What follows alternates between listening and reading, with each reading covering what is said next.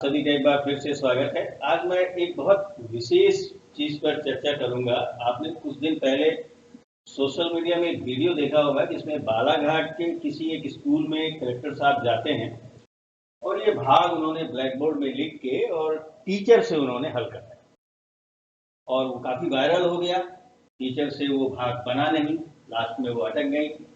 मुझे बड़ी चिंता हुई कि एक शिक्षक जो सीएम राइज स्कूल में सेलेक्ट हुआ है, गणित का शिक्षक है, उससे ये कैसे मिस हो सकता है। मैंने चिंतन से ये निकलता है कि ये तभी हो सकता है जबकि आप गणित की मूलभूत जो नियम है उससे दूर हो गए हों, जुगाड़ में चल रहे हों या ज्यादा से ज्यादा ट्रिक पर डिपेंड हो गए। इसकी गलती का मूल कारण है पहाड़ा। हम आजकल पहाड़े को गलत रीत से और गलत जगह से पढ़ रहे हैं और पढ़ा भी रहे हैं। आप सबको मालूम है कि भाग कभी भी 10वें अंक में नहीं जाता। आपने कभी भाग देने में 10 का पहाड़ा नहीं पढ़ा होगा। 4 दाहम 40 नहीं हो सकता। भाग हमेशा किस में जाते हैं? डिजिट्स में, अंकों में। तो जब अंक 9 है और 9 तक ही जाता है और उन्हीं अंकों में शून्य शामिल है, तो भाग के लिए हमने शून्य का पहाड़ा कभी क्यों नहीं पढ़ा? ये गलतियां जो होती हैं वो मूल कारण ये मीन्स जो आपका सिंपल पहाड़ा है वो ये होगा। इस क्रम में पहाड़ा लिखा जाना चाहिए। मैंने ऐसा क्यों बोला है कि इस क्रम में पहाड़ा हो? हमारी आदत है कि हम केवल इतना पढ़ के फुर्सत रहते हैं। उसका नुकसान ये होता है कि बच्चा गुणन से दूर हो जाता है। स्कूलों में जाइए तो बच्चा 7 7 49 आपको बताएगा पहाड़े में, पर आप 7 गुणे 7 लिख के गुणा पूछिए तो नहीं बता पाता। ये मूल चीजें हैं। ये पहाड़ा हमेशा टेबल फॉर्म में होना चाहिए, गुणन फॉर्म में होना चाहिए। और जब भाग के लिए पहाड़ा बताएं, भाग का नियम कभी भी बताएं, तो हमेशा आपका पहाड़ा शुरू होना चाहिए और ये खत्म होना चाहिए। ध्यान रखिएगा, हम पहाड़ा पहले पढ़ा देते हैं, भाग बाद में पढ़ाते हैं। तो मीन्स भाग का नियम जब आप पढ़ाने जाते हो तो सबके दिमाग में ये आना चाहिए कि पहाड़ा तो दशांक का ही होगा, मगर वो प्रारंभ कहाँ से होना चाहिए?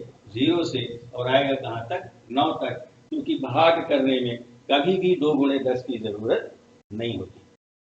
अब भाग का जो मूल नियम है वो बड़ा सिंपल है कि आप संख्या लीजिए, यहाँ पर वही संख्या उठाएंगे तब तक जब तक कि उससे वो छोटा हो तो भाग जाता जाएगा, छोटा या बराबर। जैसे सिंपल 4 एकम 4, ये आपने काट दिया। अगली संख्या आई, क्यों जाएगा पहाड़ा? क्योंकि ये उससे अभी कम या बराबर है। तो फिर गया 4 एकम 4। यहां तक तो ठीक है।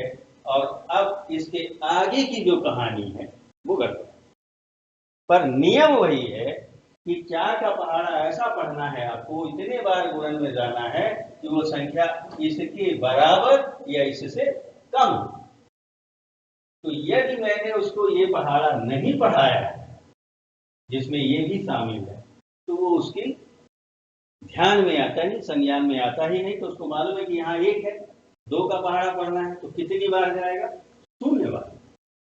तो 2 शून्यम 0, तो उसको यहाँ पर ये 0 और यहाँ पर भी क्या आएगा? 0। अब आएगा 1, इसके आगे से दशमलव की बात शुरू है। तो केवल इतनी सी चीज में ये गलतियां होती हैं और यही गलती वहां पर भी होगी।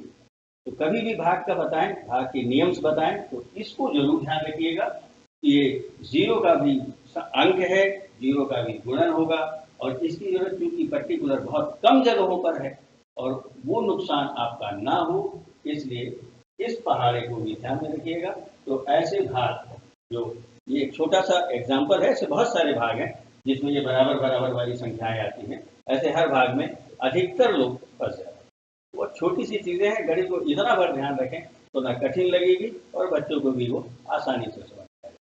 बहुत बहुत धन्यवाद। जुड़े रहिए हमारे साथ, हम इसी तरह आपको मनोरंजक चीजों से अवगत करा देंगे। धन्यवाद।